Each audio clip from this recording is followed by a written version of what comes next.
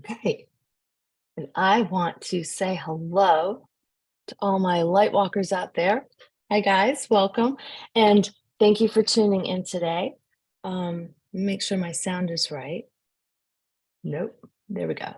And for all new subscribers, welcome. And I'm today doing a little slightly different thing because I actually have a guest on. So I love doing this. So what I'd like you to do first is smash the like button so we can get started. All of us get to be a little more spiritual-ish right now. And we're going to meet Nancy Daudelin Peskett. Daudelin Peskett. See, we're live, so I messed up already. Fantastic. It's okay. No biggie. And the reason I asked you to come on today is because you're doing this fantastic thing. And one of the, I work with people who are, I call them ambitious overachievers and people who want to get focused, right?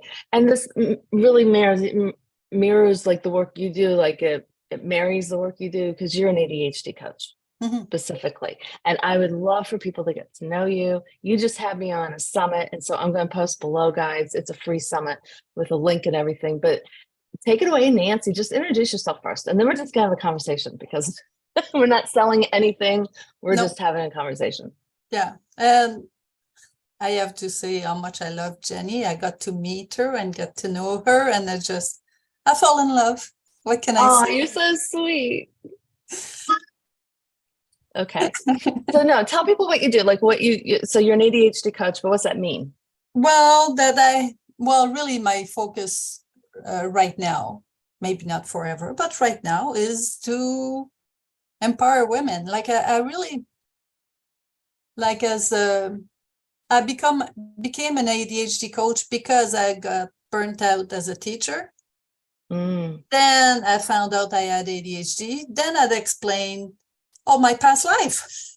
Oh, that's so interesting. Yeah. So, and then I said, well, there's no way I'm going to let anybody else go through that difficult period. If I can help them, I'm going to. And I learned as much as I could because, what we think of ADHD, even as a educator, as a teacher, primary school, grade 5 to 8, I would have never, ever in a million years thought I had ADHD. Well, that's what I was going to ask. I'm like, it's so interesting. So you actually had ADHD and didn't know it, and you were teaching grade school. Yeah. Wow. So it's just, I need to change the people see ADHD. Like that's one of my big passion is just, okay, this is not the kid jumping about at the back of the class and jumping on desk or whatever. Not at all. Like it could be that, but it doesn't. Yeah, no, we know that. We know that's pretty much well documented. People know what to do with that. But what would you say people would see when they would look at you? How'd you present? Maybe a bit scattered. Maybe a bit everywhere with likes. Like who likes everything and jumps on every opportunity to learn. And my brain never stops, like even at night. Oops. So mine too. Yeah. Like, and I don't think it's a bad thing. I think we have so many ideas. We have so many, think outside the box, how to solve problems. Because we are the way we are, like, and we're creative, and we just embrace experiences that happens and see it under another light is like really what my goal is. Not seeing, oh, I failed again. No. You experience something that's going to allow you to modify a little tiny bit if that happens again. But that doesn't mean you're a failure or you're bad or anything. Like, it's hard not to believe that our action means who we are. Like that. Oh gosh, yes. Oh yeah. What we do or don't People do. think what we do is who we are, right? Yeah. And that's what I thought about myself as a teacher. Oh, I didn't do that again. I promised myself that I was going to mark those tests, like Right. right off the bat on the night. Yeah. No, no. A week later, kids are asking me, where's our test? Where's our test? Working on it. Yeah. So, and it's hard not to put yourself down. Mm-hmm. Yeah, for sure. No doubt. I totally know that, especially a teacher, you have demands where you've got deadlines, and the job isn't always the fun part. I mean, the fun part is probably the teaching with the kids, but the paperwork's not the fun part. Nightmare. Nightmarish. Like Paperwork's like a night. Yeah. I have nightmares just thinking about it. Like it just, no. That's why I'm not a teacher anymore. That's why I retired. I say, okay, this is not the way I want to be in my life. Right. I want to help people. I've always wanted to help people. And I'm going to do it as an ADHD life coach, but as a women coach also. Yeah. I believe so. That's really cool. So you're very niched into just helping women, really. And so like don't get me wrong, I'll help men if they need help. But I'm really passionate about women. Yeah. So that's who I am. Yeah, I've always worked with, probably it's about 50-50. I mean, maybe it's 52% women. Like it's really half and half. Yeah. So I don't, I think it's because I have a lot of male energy. I don't really know. I don't know. It's interesting because a lot of women say they work with just women. Yeah. And like my son actually was telling me about, like, really, women are always willing to get help. It's the men that aren't. Maybe that's why. Yeah. Because the men make it about themselves. If they need help, then they're not a real man. I hope we're getting out of that. I was going to ask you, what's the biggest problem you think that is going on right now? Because, everybody has a different idea and a different focus about what they think, not just contribution on your part, but what do you think people struggle with the most?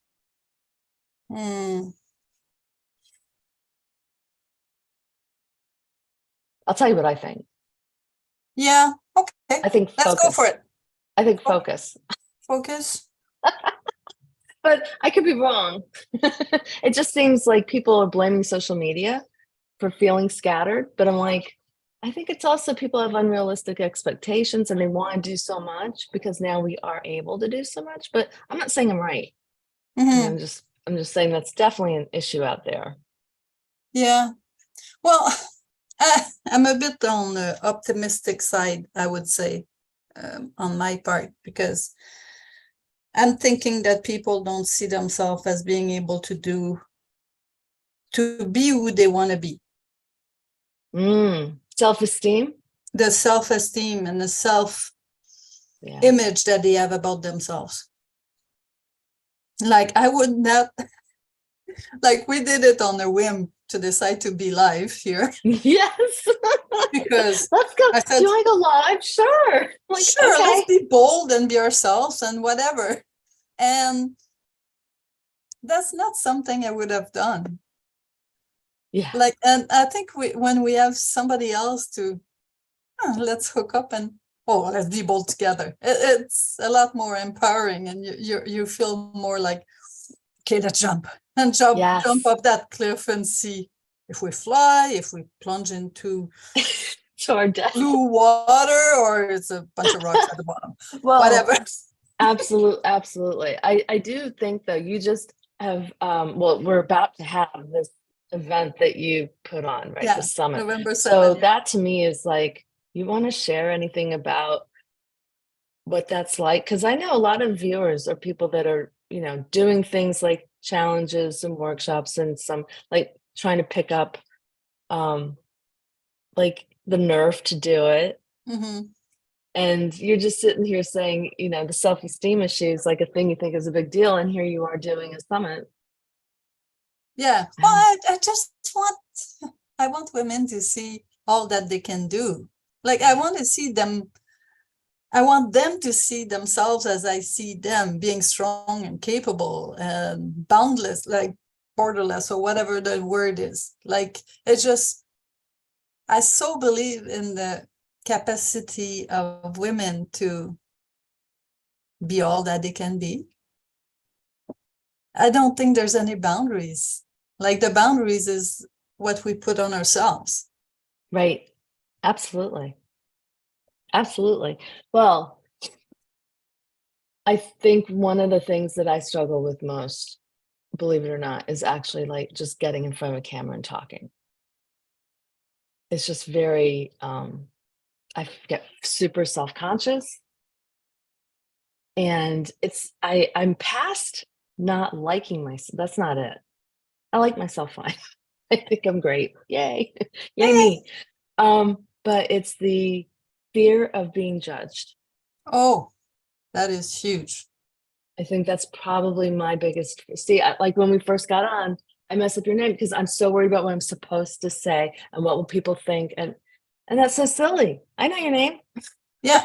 You know what I mean? Like, I get nerved out, and then I think it's supposed to be. Even when I say don't be that way, it's cool. We're not going to be that way. There is something still in me after all these years that, having done a podcast and worked with people, and I'll come on and be bold. But I was talking to this astrologer the other day.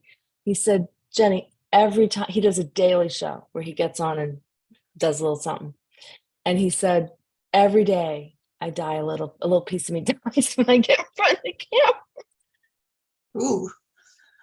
I don't like the picture of that, because if every little tiny piece die every day, doesn't get minus easier. 365 pieces a year. That's a lot. Yeah. Don't do that. Wouldn't it get easier?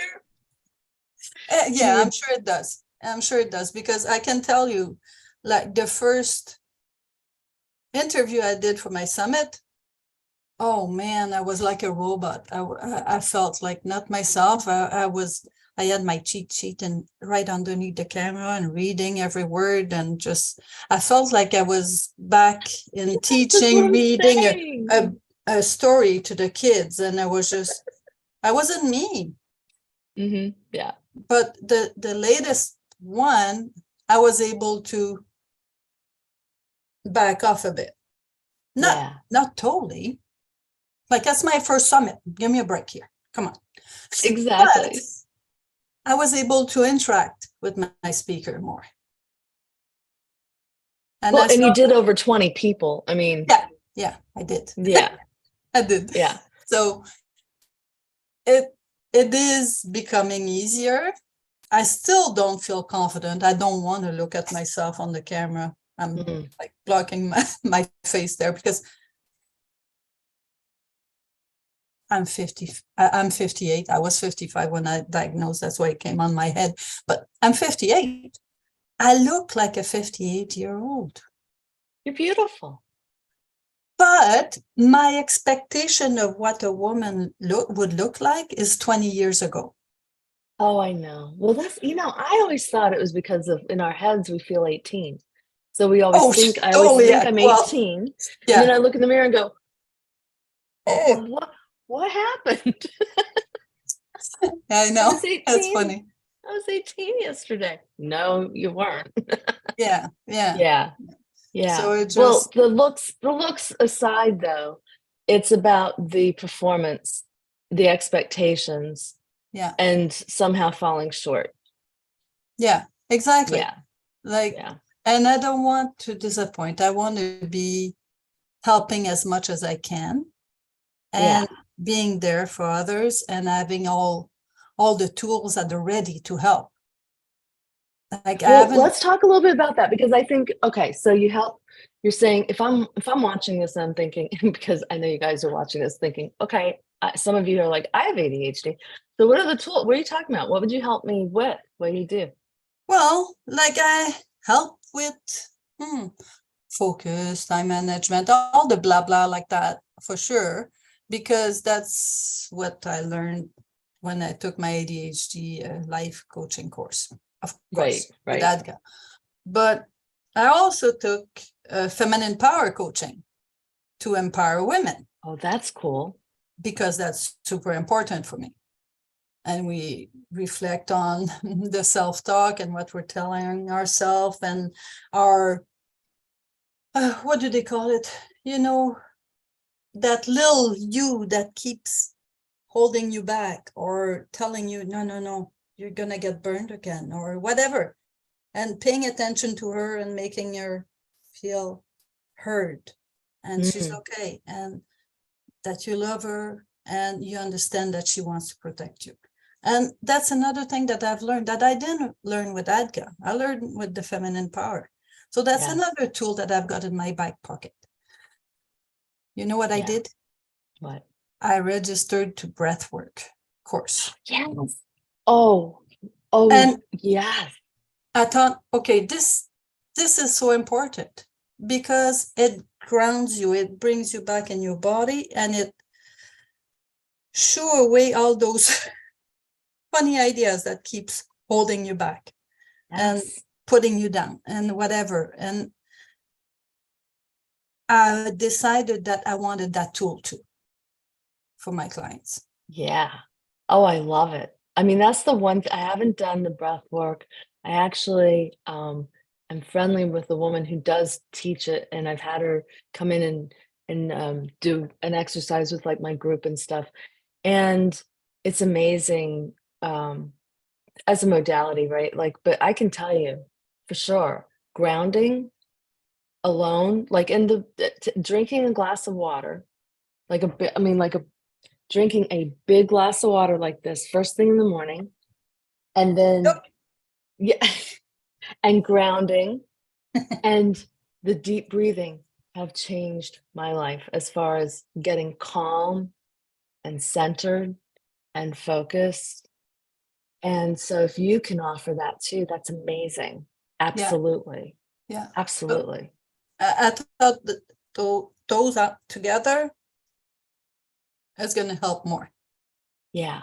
Well, that's why I use the energy work too, because yes, we can learn all that mindset stuff, and absolutely that's key, and it's everything in a way.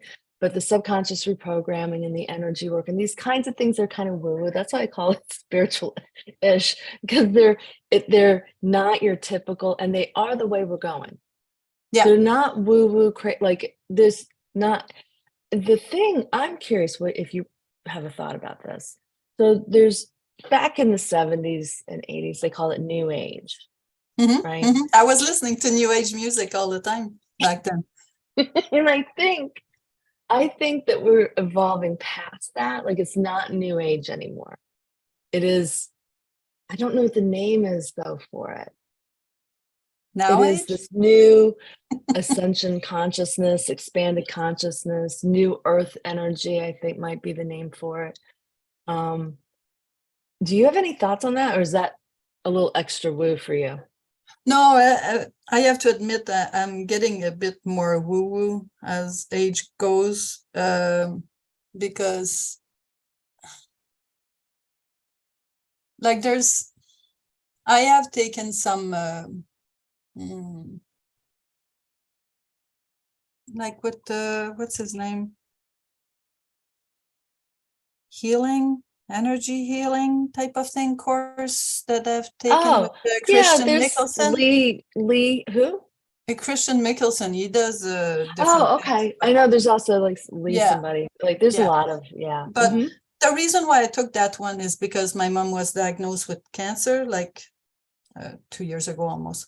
But I wanted to heal her.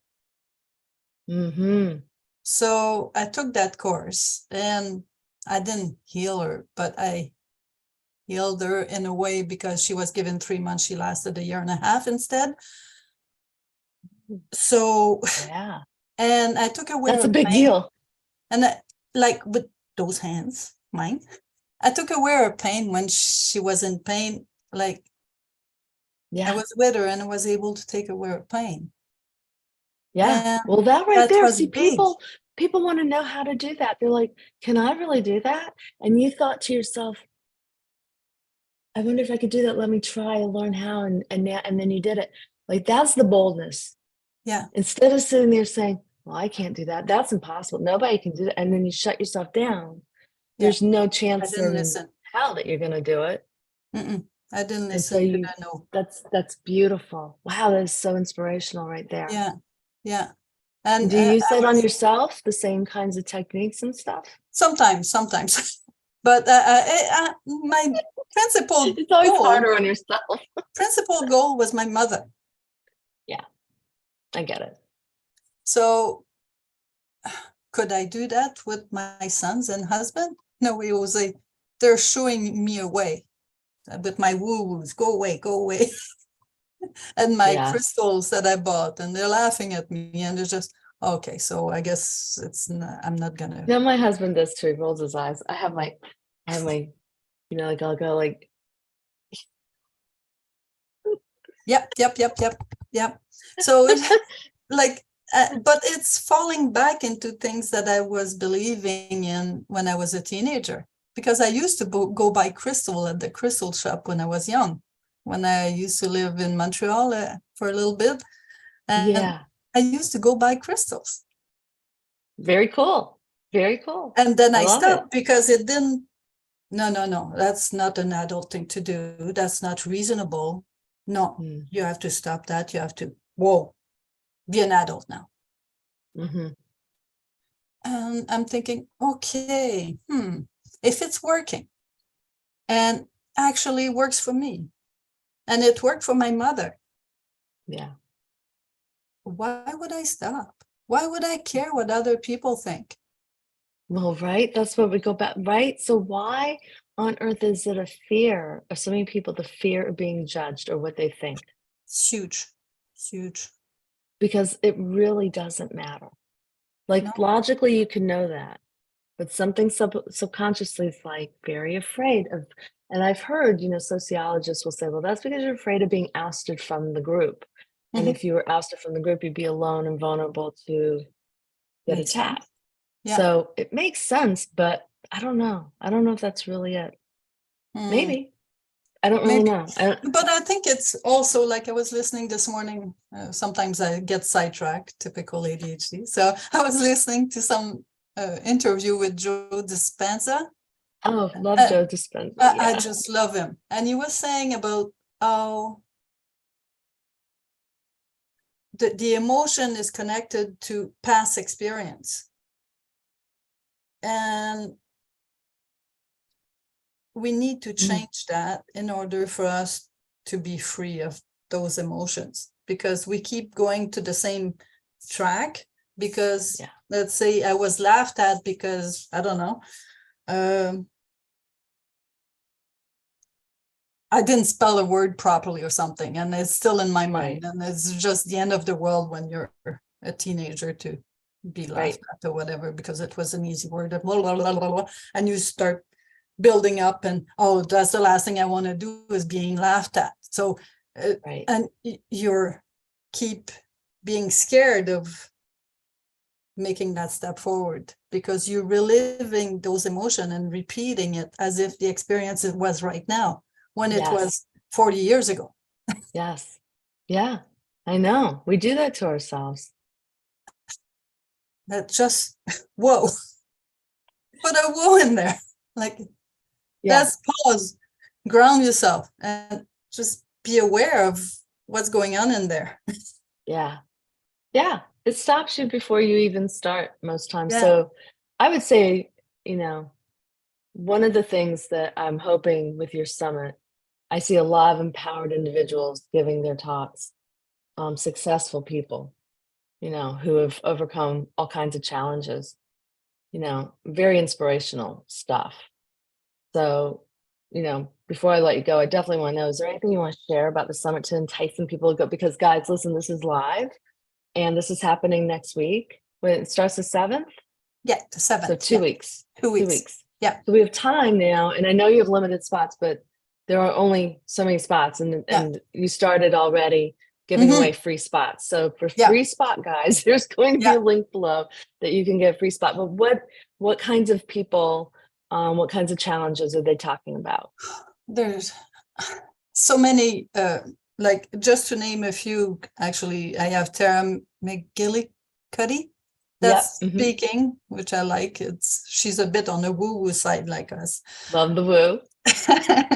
But like there's people that are talking about business, like Yes. if you're a businesswoman, and there's people that are talking about what you put in your body as food that has an impact. Yes.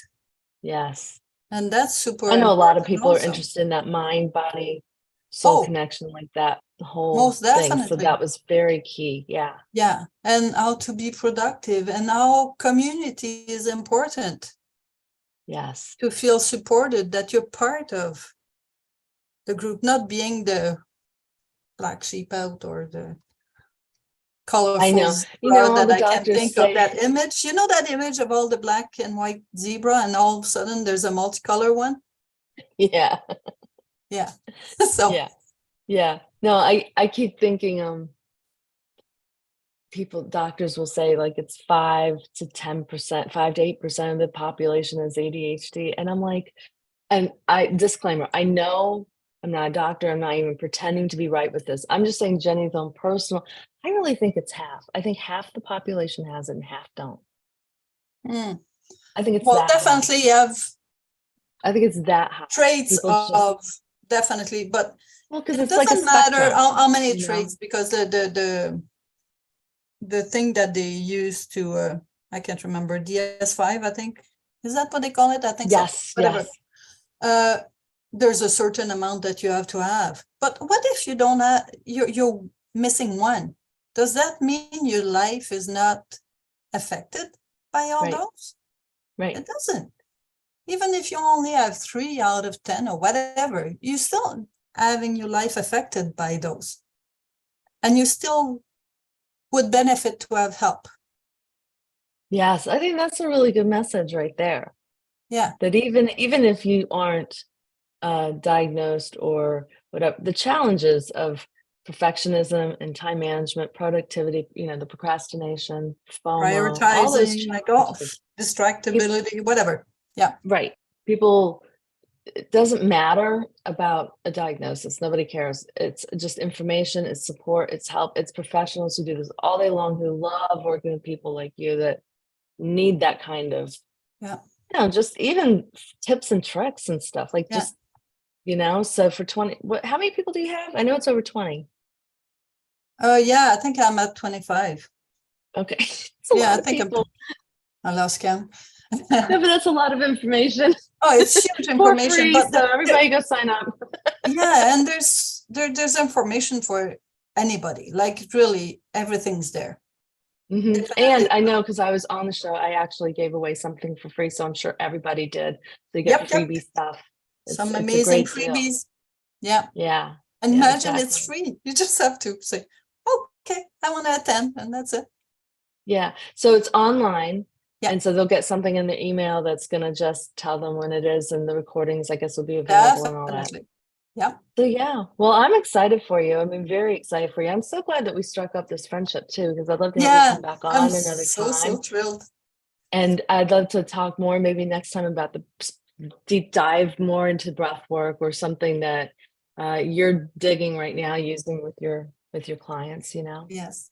Yes, definitely. All right. Well, with that, I'm going to go. But do you have any last words for anybody? Want to say anything? Just be yourself. You're amazing. Yeah. Love it. Be yourself. Just be yourself. All right. Well, bye-bye, everybody. And now for Jenny to end this is the joke, because I haven't done this yet. So